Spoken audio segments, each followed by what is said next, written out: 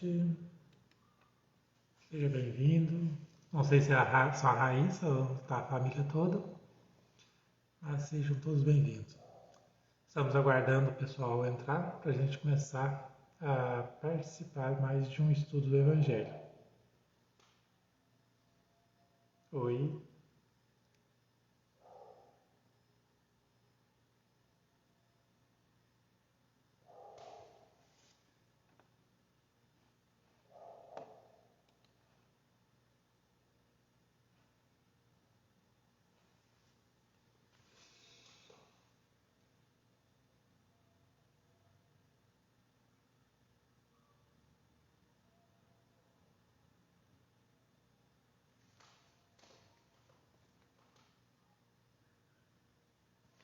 A gente vai estudar o Evangelho segundo o Espiritismo.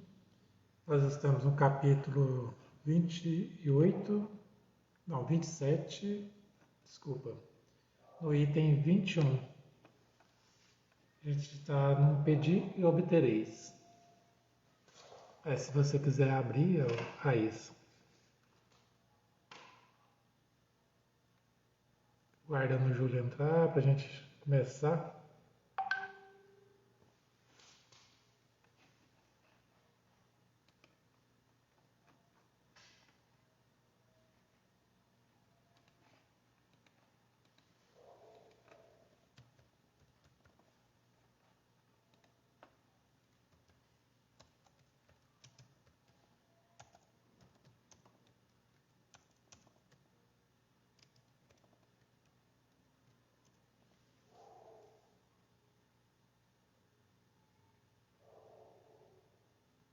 Nós já estamos às 20 horas, que é o horário que a gente inicia o estudo do Evangelho lá na Casa Espírita, né? No Grupo Espírita Caminho, Verdade e Vida.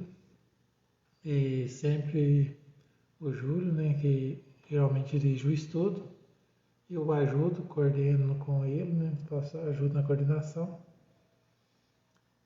E devido a essa pandemia, nós estamos fazendo sempre pelo Instagram, ao vivo, né, todo sábado, às 20 horas. Hoje está demorando um pouquinho, não sei se ele não está conseguindo entrar. Boa noite, Esther, tudo bem? Seja bem-vinda. Geralmente a gente sempre faz em dupla, sabe? As lives, sempre faz um bate-papo, que fica mais interessante do que simplesmente uma pessoa falando, sabe? Mas vou aguardar mais 2 minutinhos se o Júlio não aparecer. Se alguém quiser participar comigo, né? Eu ficaria muito feliz de ter a companhia de alguém. Se não puderem, eu pelo menos faço a leitura aqui, tento fazer uma breve explicação e a gente dá seguimento a esse estudo. Alguém se oferece a participar? Aissa, Esther, por enquanto somos só nós aqui.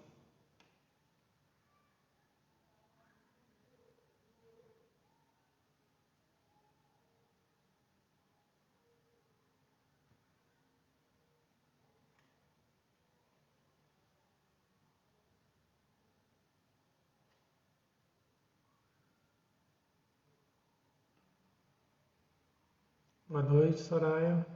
Boa noite, Júlio. Né? Deve estar juntos, né?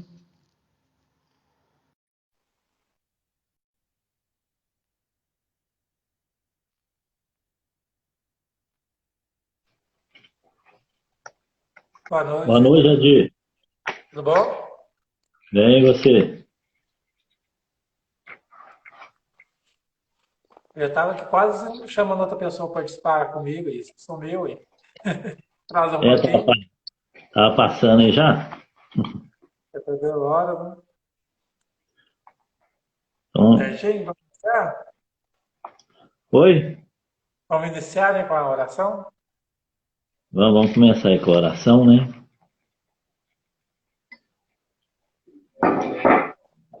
Pedimos a Deus, pedimos ao Mestre Jesus a proteção aos nossos lares, a proteção para nossa família, nossos amigos, irmãos, todos aqueles também que necessitam, Senhor, da tua ajuda, do teu amparo. Senhor Jesus, que possa abençoar todos nós, abençoai a vida, abençoai todos os irmãos que são enfermos, que precisam recuperar sua saúde, que o Senhor leve até eles remédio para curar todas as dores, todos os sofrimentos. Obrigado, Senhor. Que o Senhor nos abençoe. Que assim seja. Que assim seja. O Adir, pelas minhas marcações aqui, nós parou no item 21. Eu estou na dúvida aqui. Foi no 21, né? Então tá bom, porque como eu já li o Evangelho, parece que a parte da frente a gente já estudou, né? Eu fico na dúvida se está antes ou se está depois. Foi na 21, paramos. Deixei marcado. Então, para a gente dar continuidade aqui, então, no estudo do Evangelho, a gente está no capítulo 27 do Evangelho, né? Pedi obtereis. Os comentários aqui que a gente está estudando é da parte, né, que Kardec fala da prece pelos mortos e dos espíritos sofredores, né? Então, a gente está lá no último comentário, que é o item 21, onde ele vai encerrar aqui a discussão sobre a prece pelos mortos, né? Então, nós vamos fazer a leitura aqui. Então, começando. O homem sofre sempre a consequência de suas faltas. Não há uma só infração da lei de Deus que não acarrete a sua punição. A severidade do castigo é proporcional à gravidade da falta. A duração do castigo é indeterminada, seja qual for a falta. Está subordinada ao arrependimento do culpado e ao seu retorno à senda do bem. A pena dura tanto quanto a obstinação no mal. Seria perpétua se a obstinação fosse perpétua. Dura pouco se o arrependimento é imediato. Desde que o culpado clame misericórdia, Deus o ouve e lhe concede esperança. Mas não basta o simples pesar do mal causado. É necessário a reparação. Por isso, o culpado é submetido a novas provas, nas quais sempre pode, por sua livre vontade, praticar o bem e reparar o mal que haja feito. Assim, o homem é constantemente o árbitro da sua própria sorte. Pode abreviar ou prolongar indefinidamente o seu suplício. A sua felicidade ou a sua desventura dependem da vontade que tem de praticar o bem. Tal é a lei imutável, conforme a bondade e a justiça de Deus. Deste modo, o espírito culpado é infeliz e infeliz pode sempre salvar-se a si mesmo. A lei de Deus lhes diz em condições pode fazê-lo. O que lhe falta na maioria das vezes é a vontade, a força, a coragem. Se por nossas preces lhe inspirarmos essa vontade e o ampararmos e o encorajarmos, se pelos nossos conselhos lhes damos a luz que lhe faltam, em lugar de pedirmos a Deus que derrogue a sua lei, tornando-nos instrumentos para a execução de outra lei, também sua, a de amor e caridade, do qual ele nos permite participar, dando-nos nós mesmos, com isso, uma prova de caridade, né? Está falando para a gente rever isso aqui no O Céu e o Inferno, primeira parte, capítulos 4, 7 e 8, onde discorre desse tema da pena das penas e sofrimentos futuros, né? O que eu achei importante aqui, Adi, para a gente comentar, é que ele fala, né, que a pena, né, ela dura tanto quanto dura no coração de quem pratica, né? Porque Sim. a gente que é da doutrina espírita, que acredita na reencarnação, a gente vê as pessoas muito falarem que no passado praticaram o mal, né? E que hoje as pessoas, elas têm tudo na vida e não está passando mal nenhum pelo mal que praticou na vida passada. Mas a pessoa leva uma vida totalmente destoada da atual condição que está vivendo, que está sem sofrimento físico, mas a sua mente, a sua consciência vive em estado de crise, né? Por quê? Porque ela arrasta do passado essa culpa que aqui fala, né, desse remorso, né? Mas aí o que acontece? A culpa e o remorso sem arrependimento não tem valor. Então a pessoa fica muito chorando, né?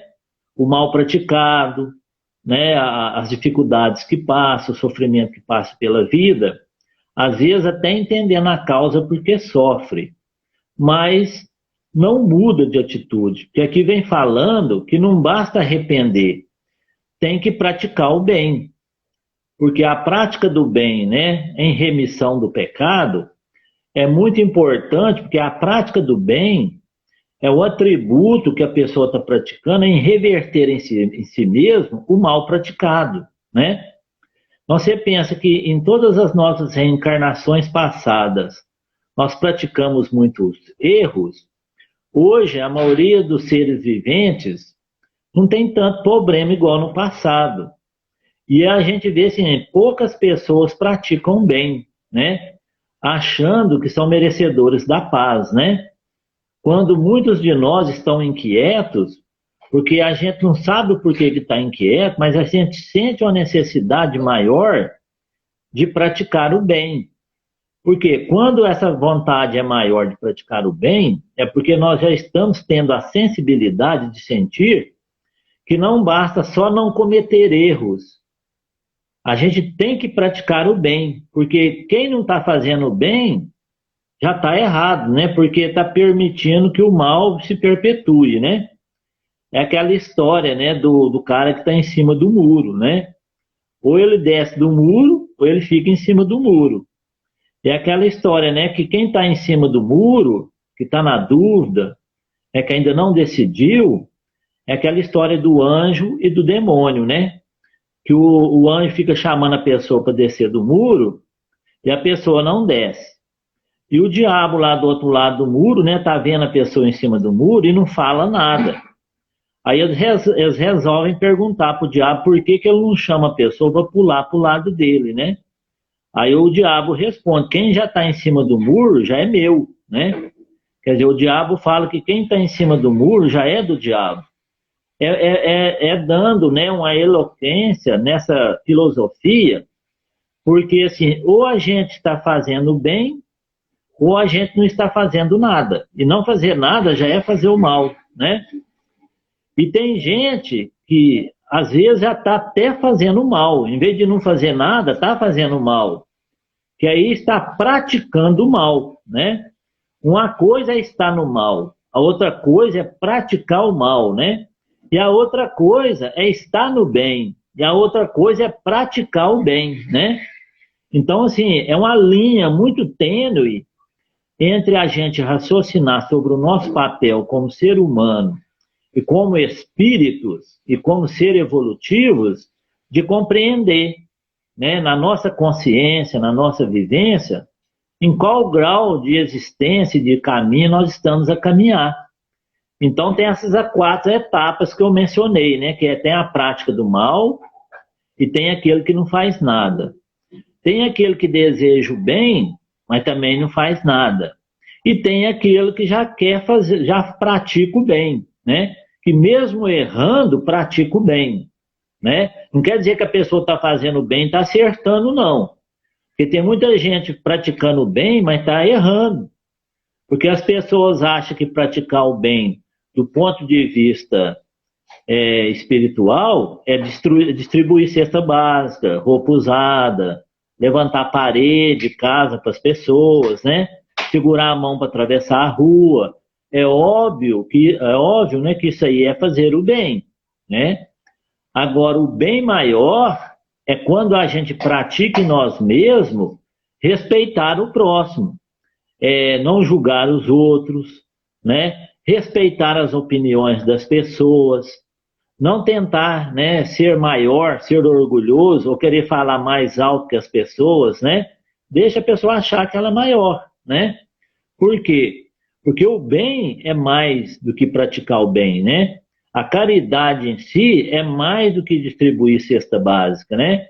Então, nesse capítulo aqui, que, né, fala da questão da oração e da prece como uma prática de bem, como uma prática de auxílio, a prática de redenção à própria pessoa, essa prática ela é tão importante, mas nós não podemos perder aqui a consciência de refletir sobre essa questão que eu estou falando, que de uma coisa é a gente praticar o mal, a outra coisa é a gente não fazer nada, que também é a mesma coisa de estar fazendo mal, né? Não está fazendo nada. A outra coisa é a gente fazer o bem, né?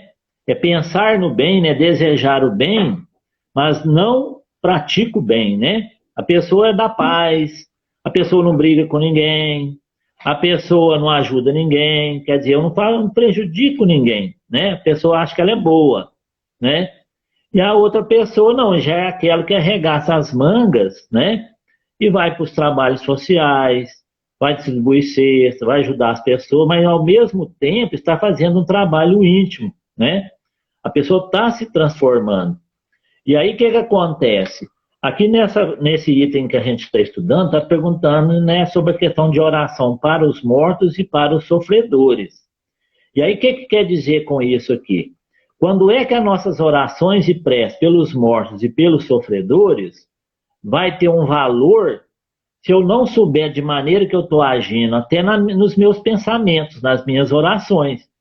É igual nós já estudamos em muitas partes aqui. Muitas vezes nós oramos, né, de forma egoísta, de forma orgulhosa. Nós não oramos, né, como Jesus ensinou, né, que é manter aquele diálogo em intimidade com o nosso mestre, com o nosso Pai Celestial, né? Que era aquela oração onde a gente vai num quarto íntimo. Esse quarto íntimo não precisa ser quatro paredes, mas o quarto íntimo é o quê? Do coração, no pensamento, no coração, aquilo que é sentido, né? E aí o que acontece? Assim Jesus nos ensinou que as nossas orações têm que partir do coração. Mas ao mesmo tempo, lá no Evangelho, no mesmo tempo, né, lá no Evangelho de Jesus, ele nos recomendou, antes de colocar a sua oferta no altar, né, vá lá antes ter com teu irmão e tenha com ele as suas diferenças. Se o seu irmão lhe aceitar, né, terá ganho um irmão, terá ganho no céu, né? Agora, né, se você não vá até seu irmão e reconcilia com ele, do que adianta ele lá fazer oferta no altar, né? Outra questão também que ele falou, né, é a questão, né, de essa da oferta no altar, mas ele falou também da questão de quando tem aqueles dois discípulos no templo orando, um era fariseu e o outro era publicano, né? O fariseu orava batendo no peito e dizendo, né, mestre, eu não sou pecador igual esse publicano, eu pago dízimo, eu dou esmola, eu vou na igreja todo dia, né? Eu faço as minhas orações em voz alta, né? E aí o que acontece? Só se justificando. O publicano, ao contrário, lá no fundo da igreja, caiu de joelho e de cabeça baixa orava dizendo, né? Pai, sou um pecador, perdoa-me os pecados, né? Então quer dizer, qual oração era ouvida por Deus? Qual oração era feita de coração, né?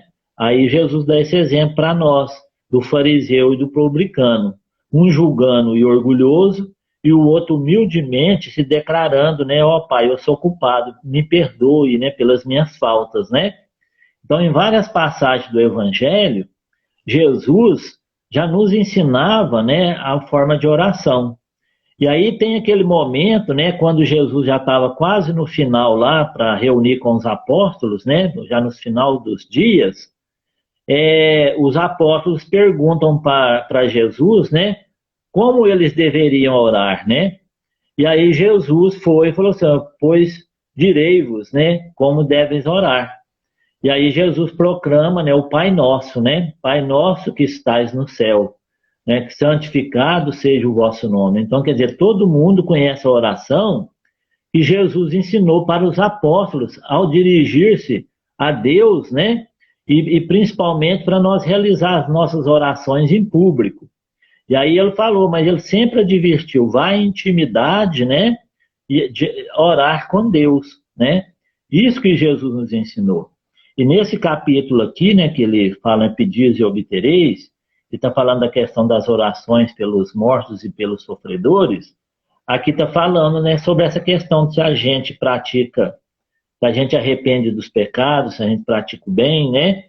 Então daí esse meu comentário, né, para a gente refletir se nós realmente praticamos o mal, se nós não fazemos nada, se nós desejamos o bem ou se nós praticamos o bem. Então, eu deixo essas 4 reflexões aí para a gente nessa primeira parte, para refletir. Eu te passo a palavra aí, Adi, se você quiser tecer algum comentário, né, para a gente ir para o próximo item aqui. Eu acho que esse item 21, ele fala muita coisa aqui que a gente pode pegar como base para a gente fazer uma mudança na nossa vida, né? E, sim, a gente precisa meditar mais sobre essas palavras que estão aqui. Eu acredito que tem muita coisa importante. Quando fala que não sei se fala somente dos espíritos, se é uma fala de Kardec, mas eu acredito que seja dos espíritos, que está até entre aspas, né? Quando ele É, fala que o homem sofre sempre a consequência de suas faltas. Não há só uma infração da lei de Deus que fique sem correspondente punição. Eu não vou pensar só nas vidas passadas, não. Vou pensar em agora, as nossas faltas, os nossos erros, né? Às vezes o que a gente poderia fazer de bom, igual você falou, da questão do quando a gente não está fazendo bem, a gente está fazendo mal, né? A gente está deixando de praticar o bem, está deixando de praticar, está praticando mal. Então, assim, todo esse erro nosso, todas essas faltas, vai ter uma consequência. Ele coloca aqui como castigo, né? Como punição, que para nós é punição. Para Deus, eu acredito que seja uma forma de nos corrigir, de nos fazer entender o que a gente deve fazer para mudar, né? E é uma lei natural. Tudo que a gente planta, a gente vai colher. Então está aqui. E você falando a respeito lá da questão do muro, estou lembrando agora, até comentar, senão eu acabo esquecendo. Eu ouvi um comentário de uma pessoa quando contou essa pequena historinha, uma parábola, né? Essa pequena parábola, ele comentou o seguinte, que o bem não constrói barreiras.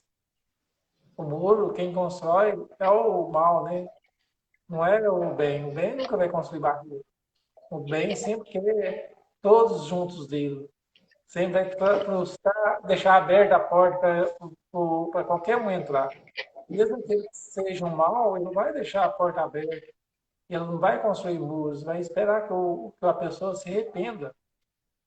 E nesse primeiro parágrafo aí, ele fala da questão que a severidade do castigo é proporcionada à gravidade da falta. Então, quanto mais for a nossa falta, mais grave for, mais grave será o nosso castigo. E aí ele fala da duração do castigo, que a duração vai depender do nosso arrependimento. Eu acho que é isso que a gente tem que focar bem nessa leitura, do arrependimento. Porque será que nós somos arrependidos do mal que nós cometemos? Será que nós temos pelo menos a percepção do mal que estamos cometendo na vida. Assim, agora, não vamos olhar lá no passado, em outra encarnação, 2, 3 encarnações passadas, não. Mas agora, porque o importante é a encarnação de hoje. A encarnação passada já aconteceu, nós de alguma forma estamos aqui colhendo as consequências daquilo, ou estamos colhendo os bons frutos. Então, aquela encarnação não vai mudar muita coisa na nossa vida se a gente não ter uma visão diferente daqui em diante. Se a gente não buscar algo diferente na nossa vida daqui em diante, né? Então, os pequenos erros que a gente comete na vida, na Terra agora, nessa encarnação. Será que quando a gente comete um erro, será que a gente realmente se arrepende? Será que a gente realmente busca fazer algo para que a gente não cometa mais aquele erro? Porque não adianta só falar assim, não, eu errei, eu sou culpado, não deveria ter feito isso. Mas se a gente não se esforça para fazer daqui em diante algo diferente. Foi isso que eu fiquei pensando muito quando você estava falando, quando eu li essa leitura aqui, essa parte, sabe? E que a gente às vezes tem essa dificuldade realmente de arrepender, de às vezes entender o que é o bem e o que é o mal. Porque o que é o certo, o que é o errado, né? Se a gente não entender o que é certo e o que é errado, a gente vai continuar fazendo o que é errado na vida toda, sem arrependimento, sem perceber que nós somos culpados. Só lá na frente, um dia, que a gente vai entender que a gente fez alguma coisa errada. Principalmente quando alguém fazer a mesma coisa com a gente, doer. Aí sim, aí a gente vai entender, não, aquilo que eu fiz é errado, porque o que a pessoa fez comigo, a mesma coisa que eu fiz com a pessoa fez com outra pessoa fez comigo e doeu. É por isso que a gente necessita de encarnação, né? Para a gente às vezes passar pelas dores que a gente fez os outros cometerem, para a gente entender que aquilo dói, que aquilo machuca, que eu não devo mais cometer aquele erro. Quando essa questão do arrependimento é muito importante, igual você falou, e principalmente a gente entender que arrepender não é ficar chorando porque errou, mas é o desejo de querer consertar o erro cometido, né? Então, quer dizer, arrepender, praticou o mal, errou, foi dolorido errar também, porque dói em quem pratica o mal, dói, né? Porque se não está doendo agora, vai doer depois, né, Adir? Porque às vezes a pessoa pratica o mal hoje, acha que está por cima, acha que está na lei da vantagem, do jeitinho brasileiro, né? Mas a gente sabe que na lei de Deus não existe mais ou menos, ou é ou não é. É certo ou é errado, né, para Deus. Então, quer dizer, essa coisa de jeitinho, de mais ou menos, é só para brasileiro, né? Para Deus é assim, ou você acertou ou você errou, né? Então a gente tem que refletir muito sobre arrepender, porque arrepender não é ficar, né, chorando, né, maldizendo porque cometeu o erro, mas é o desejo de redimir do erro praticado. Porque se a gente causou prejuízo para alguém, se a gente causou algum mal, alguma dor, cabe nós ir lá, né, soprar a ferida, passar o bálsamo salutar, pedir desculpa, né, mostrar o arrependimento, né? Qual que é o arrependimento? É o desejo de ir lá consertar as coisas, né? O tempo contribui sempre para nós corrigirmos, né? E que mais na frente, né, igual você falou, acho que no terceiro, no quarto parágrafo, né? No quinto parágrafo, fala da lei, né? Da lei imutável, conforme a bondade e a justiça de Deus, né? Então, quer dizer, a lei é imutável, não tem jeitinho para as coisas, né? Errou, errou. Mas o que é interessante que ele fala, né? Que é importante é a gente não paralisar pelo mal praticado, mas começar imediatamente a fazer o bem. Mesmo que o bem que você esteja fazendo não é para aquela pessoa para quem você praticou o erro, mas que você faça o bem, né, a outrem, porque o que vai mostrar a sua remissão, a sua mudança, é o seu comportamento, o seu hálito mental, a sua consciência de estar sempre no movimento, de fazer sempre o melhor. Aí até aquela pessoa que às vezes tem raiva da gente, ou não gosta da gente, ou a gente prejudicou ela, e ela não perdoou, Aí ela passa um tempo, o que ela vai ver? Ela vai ver que na sua prática do bem, um dia você ajudou um irmão dela, você ajudou a mãe dela, ajudou o pai dela, ajudou o filho dela, né? Aí o que acontece? Ela vai falar, não, eu odiava essa pessoa, detestava essa pessoa, mas sem eu saber, agora eu descobri, ela estava ajudando, né? O meu filho, o meu irmão, a minha mãe, o meu pai, o meu avô, né? Então, quer dizer, se você não consegue chegar até aquela pessoa a quem você é devedor, acaba que Deus vai colocando no seu caminho todo aquele caminho para você redimir, né? Porque Deus é Deus de amor, não é Deus de punição, não. Deus é Deus de luz, é de verdade, não é Deus de vingança, né? Então, o que acontece? Deus vai construir todo no nosso processo um caminho da gente redimir, né? Por isso o desejo nosso, a todo momento, está sempre fazendo o bem. A doutrina espírita, ela nos mostra, nos exige a prática do bem a todo momento, né? A prática do bem em atitudes, em olhar, em pensamento, até no nosso modo de olhar, né? A gente ter bondade, a gente ter a caridade, né? A gente ser respeitoso, porque a gente sabe que praticar o bem não é um ato, mas é um modo de vida, né? Igual nós já até comentamos antes, né, Adi? É andando na rua, é cumprimentando as pessoas, é estando satisfeito com a vida, alegre com a vida, né? Porque quantas pessoas têm tristeza, têm angústia, né? A pessoa fala, não, mas você me deu um bom dia tão gostoso, né? Eu estava ali, né, angustiado, mas me deu uma energia, né? Aquele bom dia que você me deu. Então, quer dizer, você acaba fazendo o bem até sem querer fazer o bem, né? Você está simplesmente vivendo a vida no bem, né? Ah, bom dia, boa noite, né? Quer dizer, para a pessoa que está no mau dia, está numa mal noite, o que ela vai sentir da energia saindo de você, do seu peito, né? Aquela alegria, aquela vontade, aquela energia, que ainda há soluções para os problemas, que a gente pode superar as dificuldades, que a gente pode pedir ajuda, né? Uma mão segurando a outra ajuda a caminhar, né? É só a gente não ser tão orgulhoso ou mesquinho, né? Egoísta, de não aceitar ajuda, né? É igual a gente vê há tantos movimentos na internet, nas religiões, nos jornais, né? Na política, né? Até os políticos promovem campanhas de auxílio, campanhas de ajuda no bem, né? Então, assim, a gente às vezes até reclama de político, mas tem muitos políticos criando recursos aí para levantar hospital, levantar creche, levantar asilo, né? Ajudar, né, regiões que passaram por catástrofes ambientais, né? Então, assim, a gente vê muitos movimentos. E esses movimentos dependem das pessoas de bem para que eles possam chegar ao acesso àqueles que têm necessidade, né? Então, quer dizer, cabe a cada um de nós mover em si mesmo esforços para fazer com que o bem chegue em todos os lugares. A gente, igual você falou, Deus não criou muro, né? O bem não cria muro, o bem derruba os muros, né? Até um pessoal já comentou uma vez que antigamente que era bom, que as casas nem tinham muro, né? Por quê? Porque o grau de violência, o grau de fé, o grau de religiosidade era maior. As pessoas antigas, né, não sei se era pelo medo, respeitavam mais os outros, né? Nesse sentido de não invadir tanto, né, as propriedades, né? Agora, hoje, uma casa que não tem muro, não tem portão, não tem concertina, não tem alarme, não tem câmera, quer dizer, a casa já é mais aberta, né, até sofrer vandalismo, né? Por quê?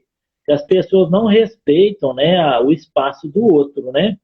Porque de tão grande, né, o desrespeito, a falta de respeito com o patrimônio e os bens, né, e o desejo de fazer bem ao outro, né? Porque quem rouba, quem invade, quem toma o que é do outro, não está desejando o bem do outro, está desejando só o bem de si mesmo, né? Então é uma questão que a gente precisa refletir muito, né? Que aqui ele fala, tal é a lei, lei imutável, e em conformidade com a bondade e a justiça de Deus, né? Vamos dizer, Deus é justo, Deus é bom, né? Então não tem nada errado na humanidade. O que está errado é a maneira do ser humano de agir, né? Porque Deus não criou nem um muro, não criou nem uma barreira, né? Pelo contrário, Deus abre as portas, né? Tanto que esse capítulo que nós estamos estudando é pedir, obtereis, né? Nós lemos o outro anterior, que é bateis e vos abrirás, né? Então, quer dizer, todo ensinamento é sempre de abrir, né? De pedir, de ganhar, né? Por quê? Porque é caridade pura, né? É amor puro que vem do Pai, né? Por quê? Porque está na lei de Deus, a lei é de amor, não é lei de vingança, não, é lei de amor. Então, que a gente possa compreender melhor a lei divina, interpretar melhor a Bíblia, os estudos bíblicos, porque muita gente pega lá no Velho Testamento, né, aqueles negócios de guerra, de vingança, de vitória sobre o inimigo, de superar o inimigo, de passar por cima do inimigo, né? Então, quer dizer, essas questões mais antigas do Velho Testamento era de um povo rude, de um povo duro, né? Então, quer dizer, Jesus no Novo Testamento já veio derrubar o muro. Jesus veio, né, trazer a boa nova, ele veio trazer a mensagem de amor, né, ele veio nos libertar da morte, né? Então, quer dizer, Jesus veio nos dar a vida eterna, né? Porque nós já tínhamos a vida eterna, mas nós não acreditávamos. Mas aí vem Jesus, né? Até muitos lá perguntou para ele, mestre, como faço para herdar a vida eterna, né? Aí o que ele falava? Vai, vende tudo que tem e siga-me, né? E aí quando os outros, né? Muitos a gente já sabe da história aí, né? Então que para seguir Jesus não é dispor dos bens físicos, mas dispor daqueles bens dentro do coração. Porque a pessoa carrega dentro do coração um prédio, um carro zero, uma tonelada de dinheiro, né? As vaidades, o orgulho, que isso é muito peso, né? Então, quer dizer, Jesus mandava a pessoa abrir mão dessas questões, né? Daí a questão de quando nós vamos orar, né? Aqui está falando para a gente orar pelos mortos e pelos sofredores. Aí o que acontece? A gente vai rezar para os mortos e sofredores, mas primeiro nós rezar a Deus o quê? Abençoa minha vida, abençoa minha casa, abençoa meu carro, abençoa meu prédio, abençoa meu gado, né? Abençoa meu avião, até deixar por último os que estão precisando realmente, né? Então, quer dizer, nós ainda somos muito egoístas, né? Por quê? Porque nós ainda não abrimos mão, não vendemos o que temos, né? Aquilo que está guardado, né? Na nossa visão física. Precisamos abrir mais o que? Nossa visão espiritual. A nossa visão, né? Como seres humanos, uns irmãos uns dos outros. E vivenciar mais em nós o amor verdadeiro, o amor de Cristo, que é o amor incondicional, né? Lá o Haroldo Dutra fala, né, das várias formas do amor, né? Mas aí ele lembra, né, do amor do Cristo, né, que é aquele amor, né, acima, né, das questões humanas e materiais, que é o amor pleno, né, o amor ao próximo, né? Então Jesus veio a nos ensinar esse amor ao próximo, e esse amor ao próximo começa comigo, né? Não é com o próximo, não. O próximo mais próximo de mim sou eu mesmo, né? Então, se eu não tenho amor próprio, como é que eu vou dar amor a alguém? Então, eu preciso adquirir amor para eu dar amor, né?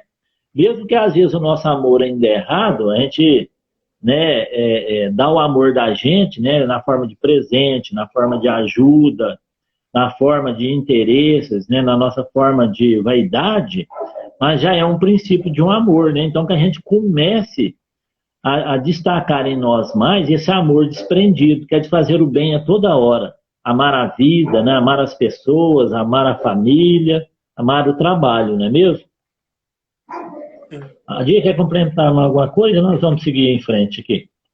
Queria comentar mais uma coisinha aqui, Júlio, até no parágrafo anterior, que ele fala que nós somos os árbitros, né, da nossa própria sorte, né? Nós somos nossos É, juízes, nós somos nossos principal carrasco, né? Às vezes a gente coloca um pouco é, na vida é porque a outra pessoa nos fez isso, porque a outra pessoa nos faz isso, mas na verdade nós que somos culpados, vamos dizer assim, culpado, que acaba ficando muito pesado para a gente, mas nós que fazemos as coisas da nossa vida, nós que estamos escolhendo, né? Então, assim, nós que damos direção, nós temos o livre-arbítrio. Então, a gente que decide que é bom, que a gente quer fazer na nossa vida.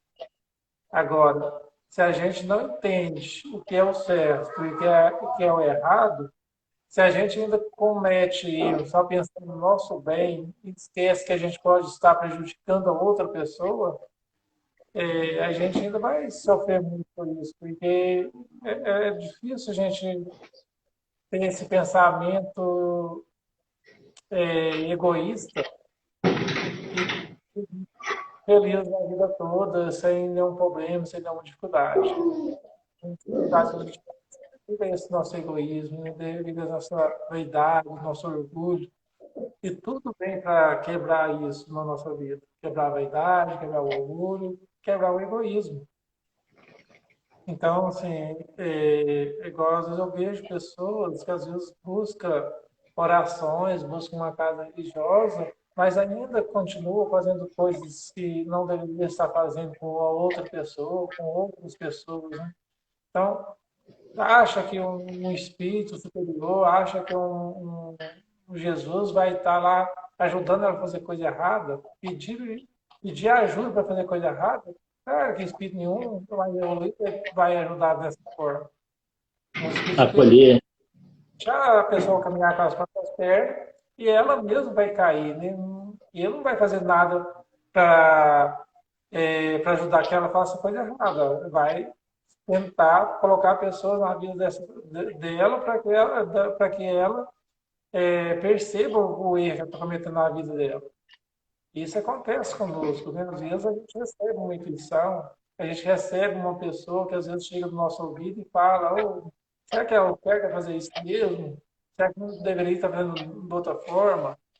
A gente recebe intuições quando a gente pede, a gente recebe ajuda quando a gente pede, mas para a gente fazer o bem, não para fazer o mal. E às vezes tem pessoas que acham, né, que vai pedir a Deus, porque quando a gente está lendo aqui, né, que Jesus fala, né, pedir e obtereis. Ele não coloca condições. Ele não fala que quem deve pedir é somente pessoas de bem. Ele não fala que é somente pessoas que fazem tudo certo. Ele coloca, pedir e obtereis. Ele não perguntou. Ele não colocou que tinha uma condição ali no meio. E a gente, às vezes, pega essa frase e quer pedir a Deus e quer ser atendido. Só que nós É. vamos ser atendidos de acordo com a necessidade, de acordo com a nossa capacidade de entendimento. Nós não vamos ser atendidos para ganhar uma loteria, para ganhar um carro, para ganhar isso, para ganhar aquilo. Nós falamos das coisas imutáveis, né? Somente a lei divina é imutável, né? Somente o amor é imutável. Os bens materiais que nós temos aqui hoje em dia, o que nós temos aqui na Terra, isso aqui vai passar. Nós não vamos levar nada para a vida espiritual. E se a nossa vida verdadeira é a vida espiritual, essa aqui é uma vida que nós estamos de passagem, nós estamos aprendendo, nós só vamos levar o que a gente está aprendendo, o amor que a gente consegue crescer em nossos corações pelos outros, pela vida e por Deus, né? E por nós mesmos, principalmente. Né? Nós não conseguimos amar as outras pessoas, a gente não consegue amar a si próprio, igual você já falou. Certo, Júlio? É isso que eu queria falar. Se você quiser Pegando um gancho aí, pegando um gancho do que você falou, de esse último parágrafo, ele comenta assim, ó: desse modo, o espírito culpado e infeliz pode sempre salvar-se a si mesmo. A lei de Deus não lhe diz em condições para que pode fazê-lo. O que lhe falta por meio das vezes é a vontade, a força e a coragem. O que eu queria comentar a respeito desse pedacinho aqui é que, para nós espíritas, nós entendemos muito bem que quando no livro dos Espíritos, ou aqui no Evangelho está falando, né, os espíritos culpados, a gente tem que entender que quando fala alma, está falando de uma pessoa que está encarnada, né? Quando fala os espíritos, é uma pessoa desencarnada. Então, quando ele tece aqui esse comentário, né, sobre o espírito culpado, né, ele está falando espírito culpado, ele não está falando alma culpada, né? Então, quer dizer, ele não está falando do vivo ainda, ele está falando de quem já morreu. E aí, o que acontece? A gente vê muitas pessoas encarnadas praticando erros graves e não se arrependem. Elas não sentem culpa. A gente até pensa, não, mas fulano faz tanta ruindade para os outros, tudo dá certo para eles, né? Tudo encaminha certo para eles, e para a gente trabalha tanto, peleja tanto, reza para Deus, e as coisas estão difíceis. A gente vê comentário de pessoas falar dessa maneira, porque vê os traficantes, vê os políticos, né? Vê muitas situações, muitos empresários corruptos, né? Cometendo erros graves e dando bem, ganhando dinheiro, né? E a pessoa iludida, né, com essa visão, acha que a pessoa está no lucro, que a pessoa está no bem bom, né? E aí o que acontece? Toda a família dessas pessoas que são corruptas, por viver com o corrupto, fazer usufruto do que o corrupto faz, ele é conivente com o erro. E a gente sabe que quem é conivente com o erro é cúmplice. Então, né, assim, geralmente os familiares dos políticos, nenhum deles tem vergonha ou arrepende, porque o político desviou, que fez errado, a família do traficante, né? Está recebendo os benefícios lá, achando bom, né? Porque enquanto o traficante não é preso, enquanto o político não é preso, aí não tem estresse, não tem crise, né? Mas aí o que acontece? Quando aqui menciona, né, que o espírito culpado e infeliz tá mostrando que todo mundo que pratica erro e que faz o mal e quando desencarna, depara com a infelicidade, depara com o erro que cometeu.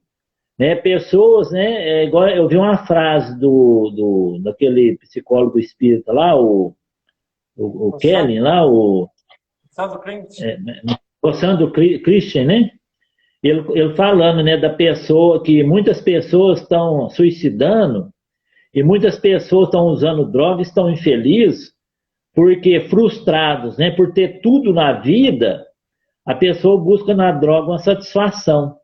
E a droga, ela dá um prazer para a pessoa, uma recompensa de prazer por uma coisa que ela não tem, né? E ele até dá o exemplo assim, de um jovem que estudou demais para fazer uma prova de vestibular, passa dias estudando, perde baile, aniversário de família para estudar, né? Aí vai lá, faz o vestibular e passa no curso. E aí o que acontece? Quando ele vê o resultado lá que ele passou no vestibular, aquela euforia, aquela alegria, aquele prazer de ter passado na prova, assim, é tão explosivo, tão alegre, como se usasse uma droga, né? Só que o que acontece? Como ele estudou, pelejou e lutou, é uma recompensa bacana, é um prazer gostoso. Agora, a pessoa que busca prazer pelas drogas, pelo álcool, depois vem um arrependimento, que ela está tendo prazer por uma coisa que ela não teve vitória nenhuma. Como é que você vai comemorar, ter um prazer de uma vitória se você não tem a vitória? Né? É só fracasso. Né? Então, a vida da pessoa é uma fraude, é um fracasso. Aí ela começa a fazer o quê? A pessoa começa a entrar só em cilada. Ela mesmo cria cilada para si mesma. Por quê?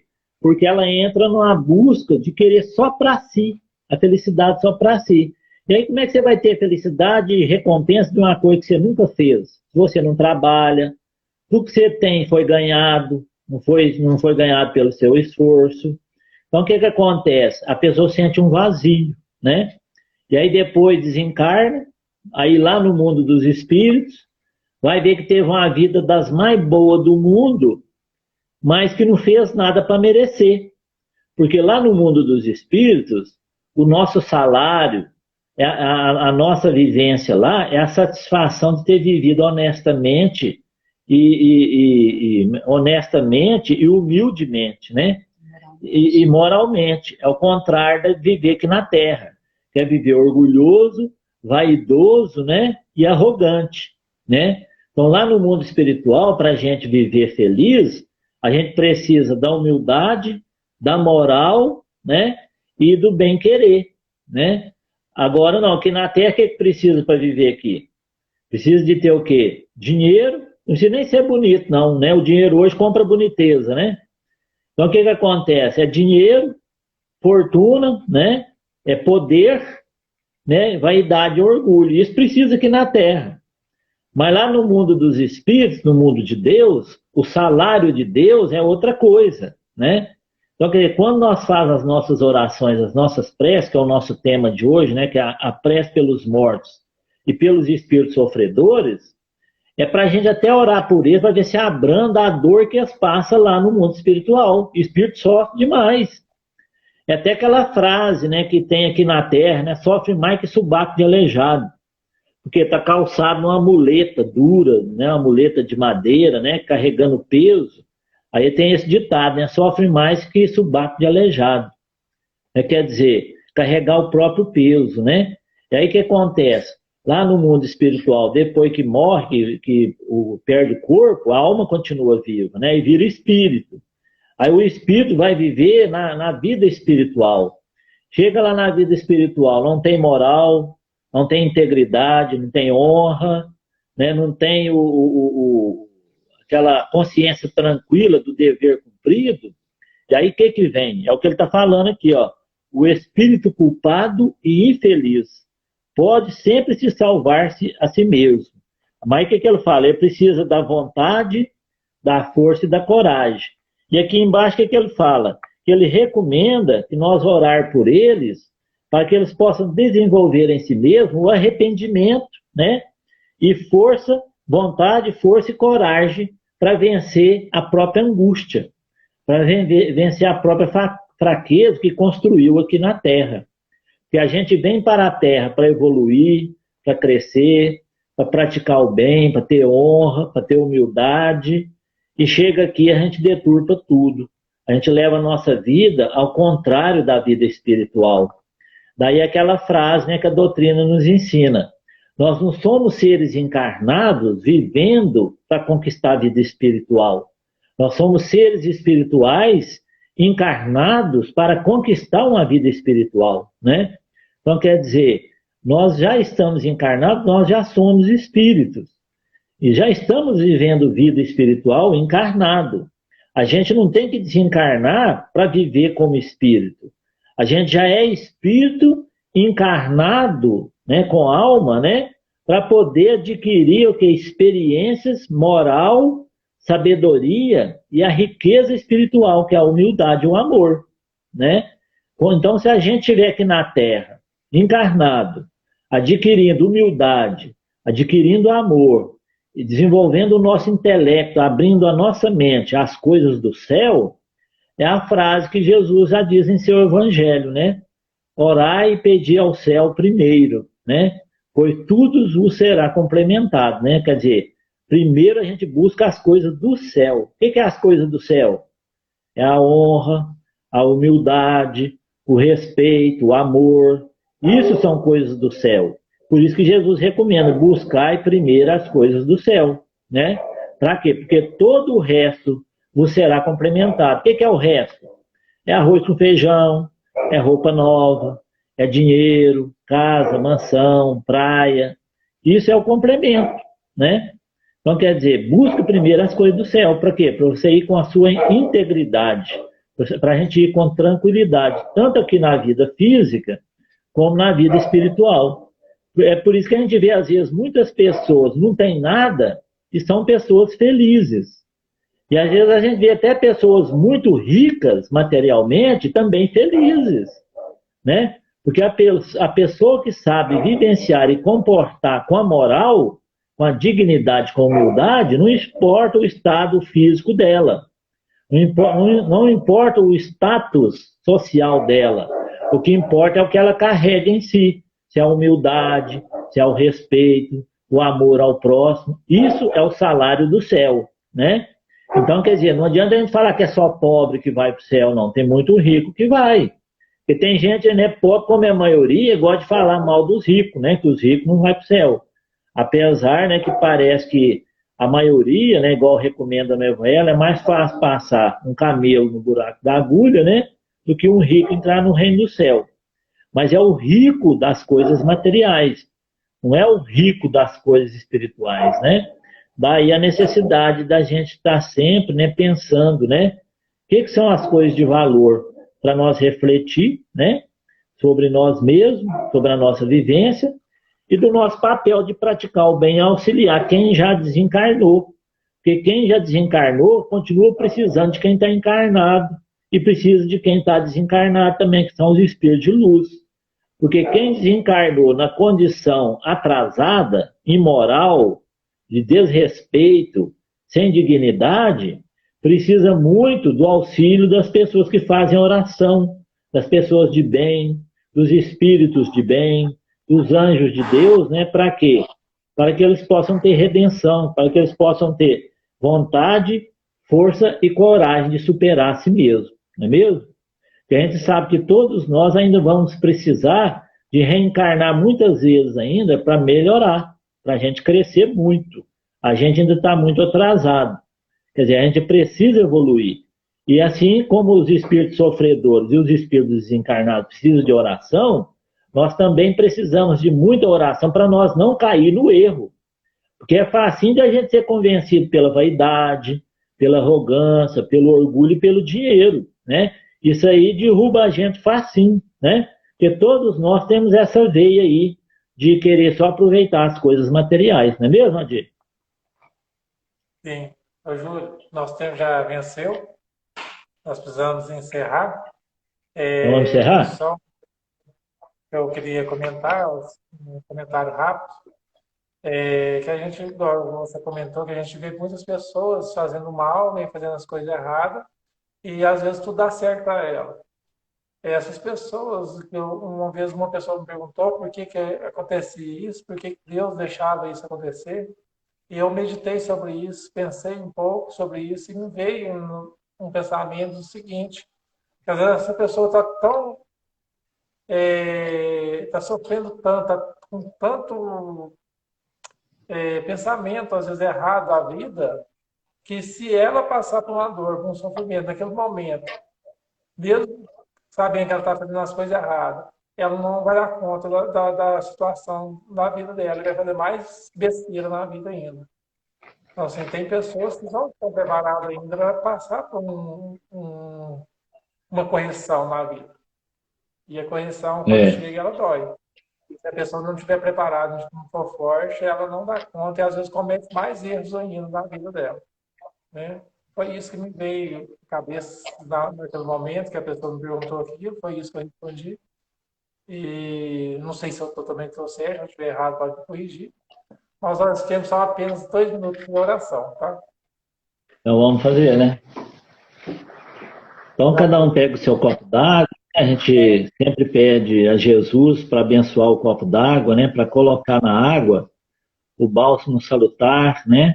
Para enriquecer essa água com forças, com energia necessária, né?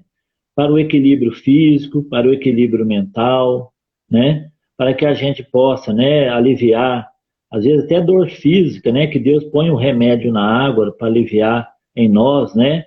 A ansiedade, né, a depressão, o medo, né, que Jesus conhece as nossas dificuldades, Jesus sabe do nosso sofrer, mas muitas vezes Ele espera de nós, né, com humildade, o nosso pedido, o nosso reconhecimento, né, porque quando a gente assim o faz, é porque a gente abre o coração para receber. Então, Senhor Jesus, em nome de todos os nossos irmãos, de nossos amigos e companheiros, eu rogo ao Senhor que derrame, né, em cada coração, em cada copo d'água, em cada cabeça, né, as boas energias, as boas vibrações, né, de iluminação, de orientação e força. E principalmente para aqueles nossos irmãos que trazem no pensamento, né, o desejo, né, do suicídio, aqueles nossos irmãos com desejo da vingança e do ódio. O Senhor ponde nesses corações, Senhor, muita sabedoria, muita calma, muita paz. E que eles possam, né, receber do Senhor um abraço, um sinal de teu amor, né, para abrandar neles a dor, a dificuldade e o remorso. Então, que o Senhor nos abençoe, nos ilumine, que o Senhor seja conosco, o Senhor abençoe, né, todas as mães, né, todas as grávidas, todas as mães recentes, né, que tiveram o dom da luz, que só Deus é que tem o dom da luz, e que Ele dá às mulheres, né, o poder da maternidade. Que todas possam se sentir confiantes, amadas